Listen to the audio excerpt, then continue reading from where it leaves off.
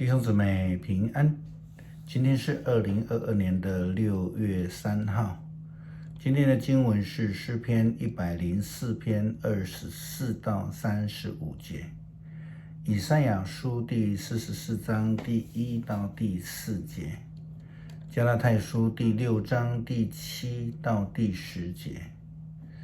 今天要跟大家分享的主题是收成。俗语说，种瓜得瓜，种豆得豆。虽然在现代的农业技术上不一定是这样子的结果，现在还有一些比如说接枝的方式改变了结果，但是基本上呢，原来的树种的基因仍然会影响果实。保罗用这样的想法劝勉加拉太地区众教会基督徒，不要欺骗上帝，因为保罗对他们说，你们不要自欺，也不要欺骗上帝。一个人种什么就收什么。他若为着满足自己的情欲而撒种，他会从情欲收取死亡。他若为得圣灵而喜悦而撒种，他会从圣灵收取永恒的生命。不要欺骗上帝是非常重要的。什么是欺骗呢？圣经里面有几个不同角度的提醒。马拉基书第3章第7到第9节，上主万军的统帅说，你们祖先的时代开始，你们就时常违背我的规定，不遵守。现在你们应当要归向我，我就转向你们。不过你们问我们要怎么样转向你，我就问你们，人偷窃了上帝的东西可以吗？你们竟然有人在问我说，有人偷我的东西，你们问我们是怎么偷的啊？你们就是没有按照规定奉献1/10以及其他的捐献，你们都会受到严重的咒诅，因为你们全国都在偷我的财富。这是马拉基先知对以色列人的奉献态度提出了非常严格的教导与提醒。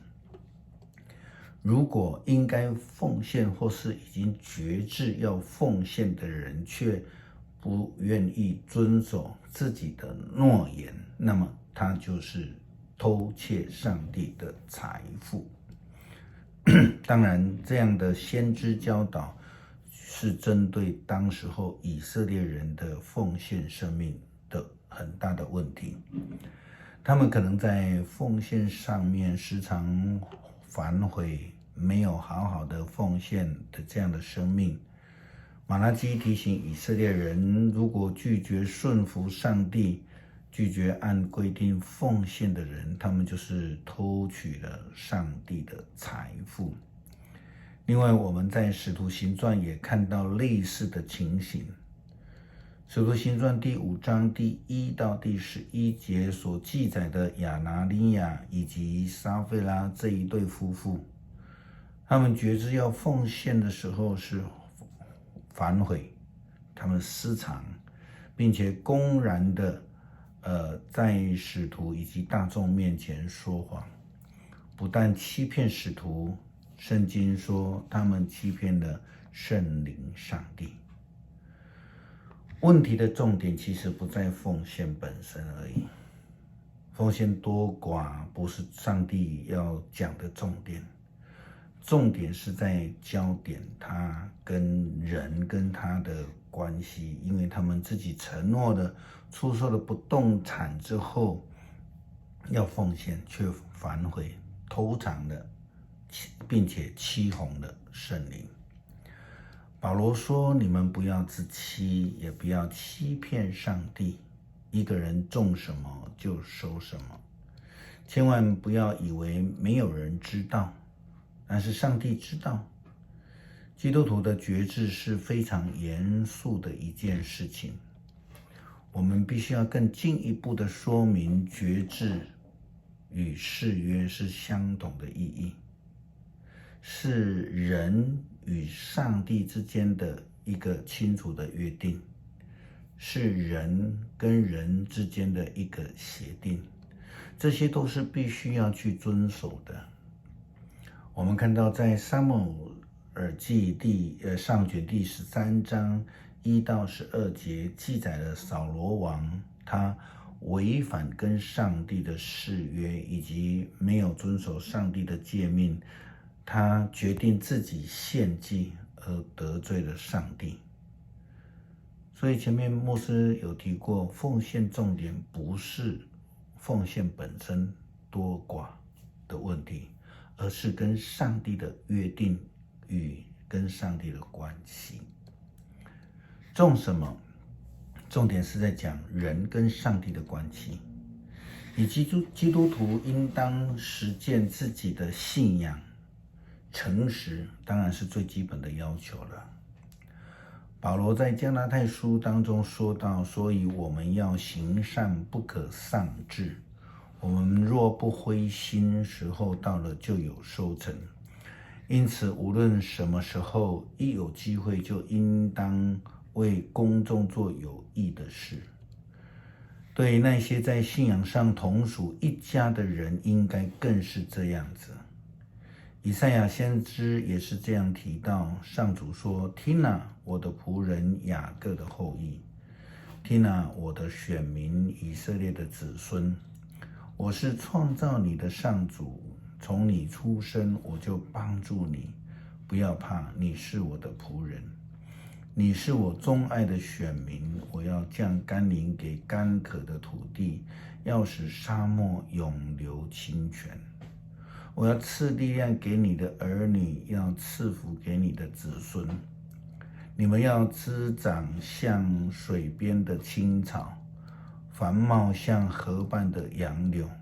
与上帝的关系其实是重点，与上帝的关系是我们需要紧紧的去把握的。因为跟上帝有好的关系，我们才会有好的成果。就如同以赛亚先知所提醒以色列人的，在我们的生活里面，教会生活以及服事，除了奉献以外，我们有什么事情要重的呢？当然，我们还是回到跟上帝的关系，所以我们要来谈誓约。我们在教会里面，牧师、长老、执事以及同工们的就任，我们都有誓约。那同时呢，会友也会一起来誓约。那么遵守誓约的内容是非常严肃的一件事情，包括结婚的誓约。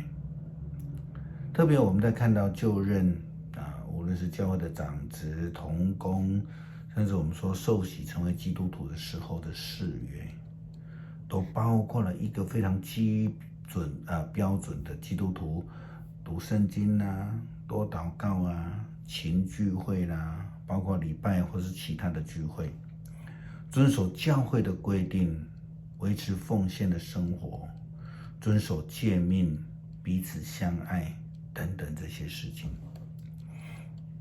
诗篇104篇24到35节，他说：上主啊，你的创造繁多，这一切都是你智慧的果实，遍地充满了你所造之物，有汪洋大海，住着大大小小数不尽的生物，船只往来航行，你所造的海兽悠游其中，他们都倚靠你，都靠你按时供应他们食物，你给了他们，他们便吃；你赐食物，他们就得到饱足。